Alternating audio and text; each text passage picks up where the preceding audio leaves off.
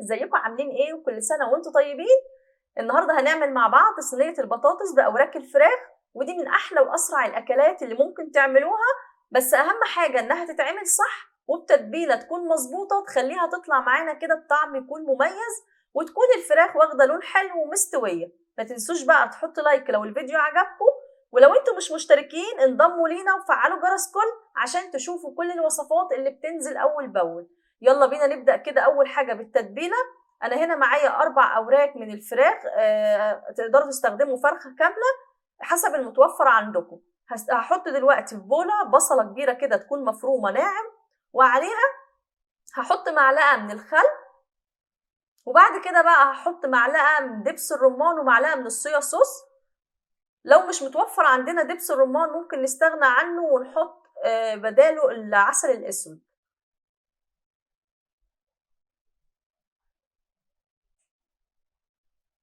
كمان هضيف معلقة من زيت الزيتون، وعليهم بقى معلقة صغيرة من بهارات 7 بهارات، ونص معلقة من الكوبيبة الصيني بتدي طعم حلو قوي وريحة حلوة لصينية الفراخ. وهحط نص معلقة كده من الكمون والفلفل الأسود، وهضيف بقى معلقة صغيرة من الملح، وعليهم هضيف معلقة صغيرة من الزعتر، وهندي بقى تقليبة الحاجات دي كلها كده مع بعض. التتبيلة تحفة وريحتها حلوة قوي وسريعة كده وما فيهاش أي حاجة. أنا بفضل إن أنا أعمل التتبيلة للفراخ قبلها بيوم، عشان الفراخ كل ما بتقعد في التتبيلة بتدي معايا نتيجة أفضل وبتكون ريحتها حلوة وطعمها حلو قوي.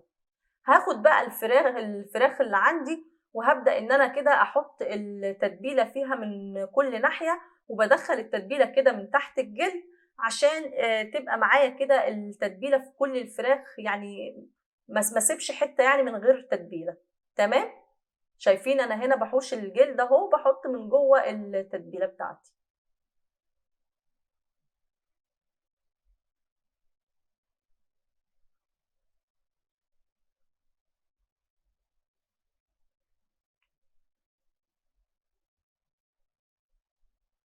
كده تمام. هشيلها بقى في التلاجة لمدة ليلة، أو لو مستعجلين ممكن نعملها قبلها بساعتين، مفيش مشكلة.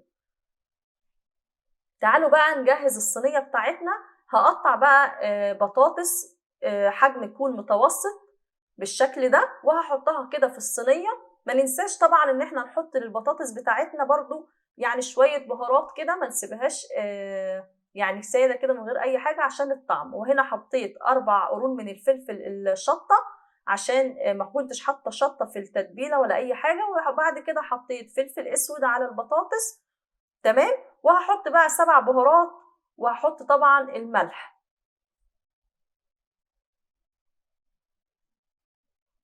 هنا حطيت معلقة كبيرة عشان البطاطس. بعد كده هضيف بقى عصير الطماطم، وهقلب تقليبة حلوة كده للبطاطس اللي عندي عشان التوابل والملح اللي احنا حطيناه.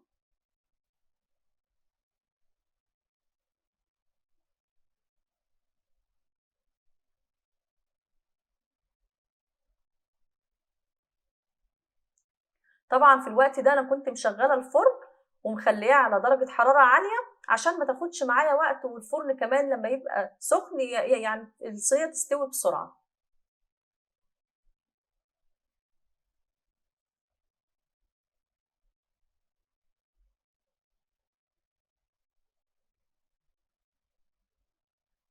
كمان في خطوة ممكن ان انتوا تحطوا وانتوا بتعصروا الطماطم تحطوا عليها البهارات اللي انتوا عايزين تحطوها على البطاطس والملح، وتضربوها في الخلاط كلها مع بعض. ده بيبقى يعني بيتقلب احسن من ان احنا نحطها كده على البطاطس، بس انا هنا كنت نسيت ان انا احطها مع الطماطم. بعد كده هاخد بقى اوراق الفراخ وهبدأ ان انا ارصها كده على الصينية كده من على الوش. تمام. كان عندي بقى بواقي شوية تتبيلة كده ما سبتهمش، حطيتهم كده على وش الفراخ عشان يدوا معايا لون حلو.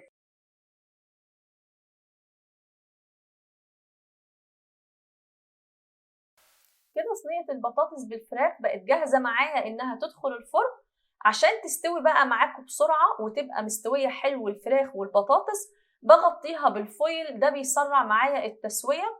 بس قبل ما احط الفويل هحط ورقة زبدة عشان الفويل ما يبقاش ملامس يعني للفراخ والبطاطس، وهغطيها كويس كده بالفويل. وبعد كده بدخلها الفرن على درجة حرارة عالية لمدة ساعة، وبعد كده بكشف الفويل واسيبها في الفرن تكمل السوا بتاعها عشان تاخد معايا لون حلو. لو لقيت لسه برضو محتاجة معايا لون بشغل الشواية عليها، لو لقيتها خدت لون واستوت تمام. دي شكلها بقى بعد ما طلعتها كده من الفرن، شكلها حلو جدا وطعمها وريحتها جامدة جدا. جربوها وقولوا لي رأيكم في التعليقات. باي باي.